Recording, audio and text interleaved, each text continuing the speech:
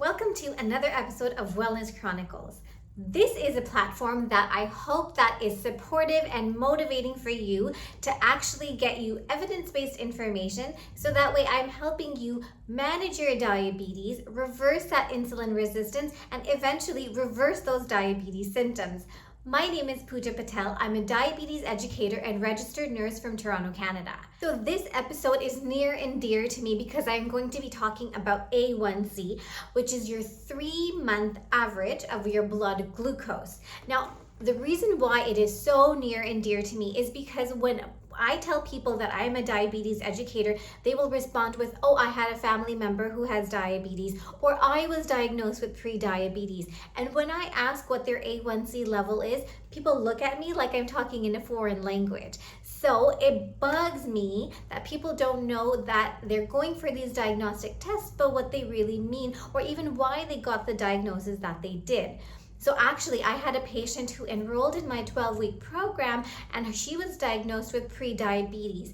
And what bugged me about this situation is when I asked her what her A1C was, she had no idea. She said, what does that mean?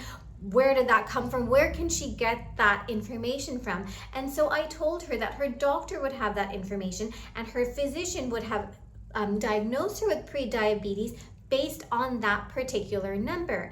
So I asked her what her number is and she had no idea. So she went and she looked back at her lab work. Now her A1C was 6.3 at that time, which is within the parameters that Diabetes Canada does suggest that it is diagnosable with pre-diabetes. So what bugged me here was, instead of telling her and encouraging her to change her lifestyle and giving her the tools and resources to manage that within the 3 months, he actually ended up telling her that she would have to go on medication. So there was no encouragement, there was no motivation, there was nothing to suggest that, you know what, you can do this, you can change your lifestyle and you don't have to make medication a crutch. I've seen many patients in the past who have been told the exact same thing. And because people don't have that information or understand what that information means, what their diagnosis means, what their tests mean, they tend to just go with whatever the doctor says. So this is why I love Wellness Chronicles, because I love to share that evidence-based information that helps people become more literate about their own health, about how they can manage their health without making medication a crutch. So what is A1C? Basically then, A1C is your 3-month average blood glucose. It's also called glycated hemoglobin. And basically what that means is there's sugar floating around in your body. And what the sugar will do is the sugar will actually latch onto the hemoglobin. The more blood sugar that latches onto the hemoglobin becomes more glycated, which is why it's called glycated hemoglobin. And the more glycation that there is, the higher the A1C number is. The higher the A1C number is, the more chances are that you are going to be diagnosed with pre-diabetes or diabetes. So Diabetes Canada suggests that the parameters for diagnosing pre-diabetes, your A1C should be between 6.1 to 6.4%. Anything above that, above 7%, is actually type 1 or type 2 diabetes. Now, the American Diabetes Association has similar guidelines, but Diabetes Canada tends to treat its population a little bit more conservatively. And I like this. I actually subscribe to this because there is plenty of research out there that the earlier healthy lifestyle interventions are implemented into the lifestyle, into the patient, the better the patient outcomes are. So for example, there was this great trial that was done. It's called the advanced trial on about 11,000 participants, where there was a group that had intensive glycemic control to ensure that their A1C was less than 6.5%.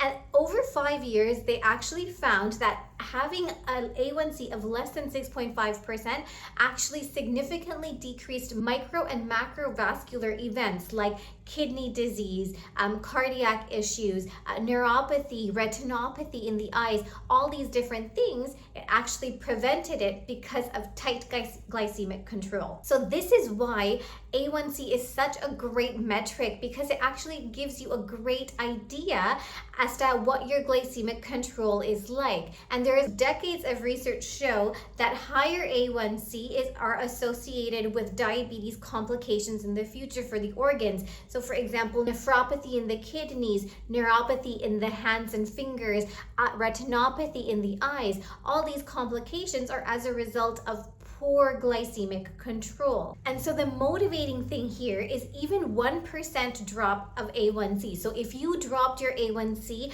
from 7.4 to 6.4, for example, that actually makes a huge difference overall for your macro and microvascular complications as a result of diabetes. So what is important here to note that it is not perfection that we are aiming for, it is progress.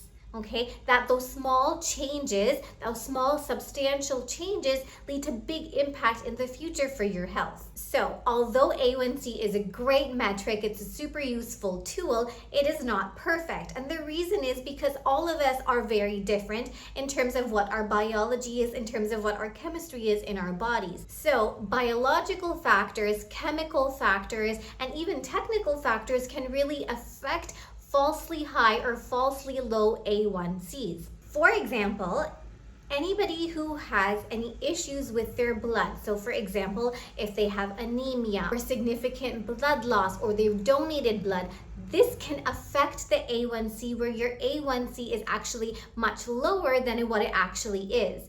Because think about it, what you're actually checking is the 3-month average of how well that red blood cell did, or how much sugar latched on over 3 months to that molecule of hemoglobin. So for example, people who have sickle cell or any kind of thalassemia, for example, they will also have to use a different kind of method to diagnose diabetes rather than A1Cs because of how unreliable their red blood cell is. So as a diabetes educator, how do I suggest that you manage your A1C? Now because people are different, people have different biological factors, people have different lifestyles, their age, their genetic background, everything makes a huge difference. So everybody's A1C will look a little bit different. For example, healthy adult, their A1C should be less than 6%. Now, anybody who has diabetes type 2, their parameters might look a little bit different depending on their age, depending on their weight, depending on their BMI, depending on many factors. So vulnerable populations like young children, older adults, and those patients who have a less awareness of their hypoglycemic episodes, for example, or who have frequent hypoglycemic episodes, their A1C targets tend to be a little bit higher than those who have that awareness of understanding and recognizing symptoms of a hypoglycemic episode. So for example, I had a patient who was a young child. She was about 7 years old and she had a CGM monitor, and her A1C overall, we make sure that her A1C is a little bit higher because she is at school, because she might not eat her lunch, because she is taking insulin, because she is running around with her friends, so she doesn't end up in a hypoglycemic episode, because we all know it takes a few hours to recover from a hypoglycemic episode. But once you do have your A1C set, once you do have that glycemic target set, what do you do and how do you implement those behaviors? Now, throughout Wellness Chronicles, I have given lots and lots of tips and tricks as to what to implement into your lifestyle, so that way you are managing your A1C, bringing it down, and even preventing those diabetes symptoms. Basic thing that you have to note are these 4 things.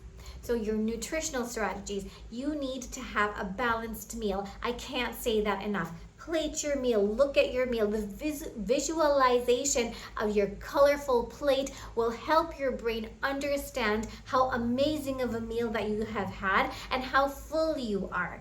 Visualizing the meal also makes it easier that you're not eating extra calories, you're not eating extra carbs, you're not snacking constantly. So plate your meal.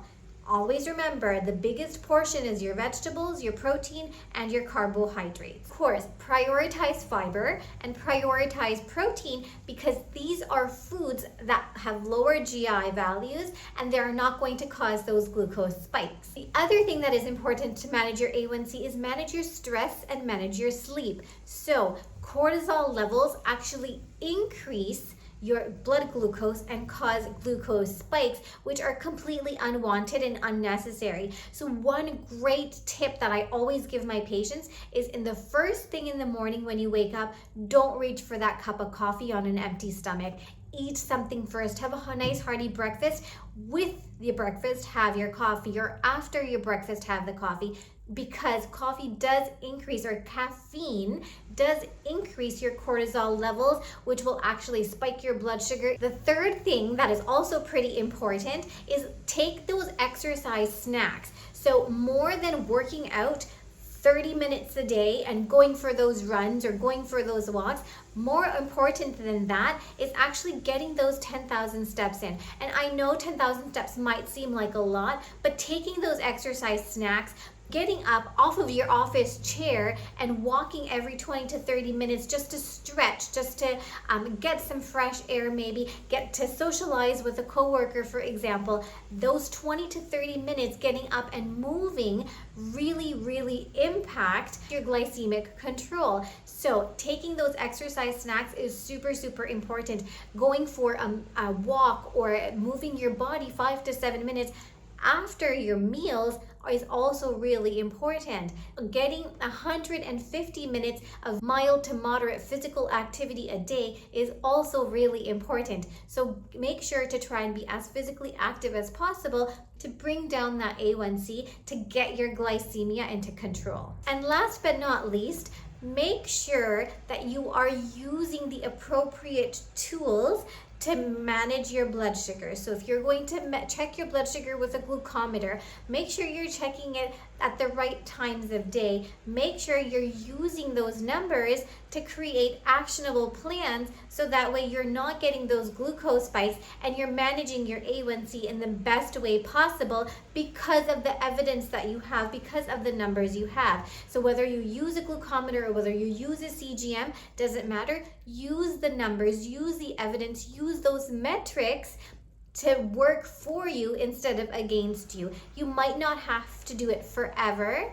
You might just have to take a couple weeks or a month to make sure that you're gaining momentum, you're gaining some kind of insight from those numbers. So that brings me to the pro tip of the episode. 50% of the A1C value comes from the past 30 days. So even if you didn't start making those implementations, even if you didn't start changing your habits in the first 2 months and you only just started 30 days ago, those portion controls, those balanced meals, extra steps that you're doing, all of those will really make a difference, and it will actually show on your A1C when you do finally get your A1C done at that 3-month mark. So with small changes, with consistency, with this evidence-based knowledge, all of these things together can really help you manage your diabetes, reverse those diabetes symptoms, and most importantly, feel healthy, happy, and accomplished. So Diabetes Canada, the American Diabetes Association, and International Diabetes Federation,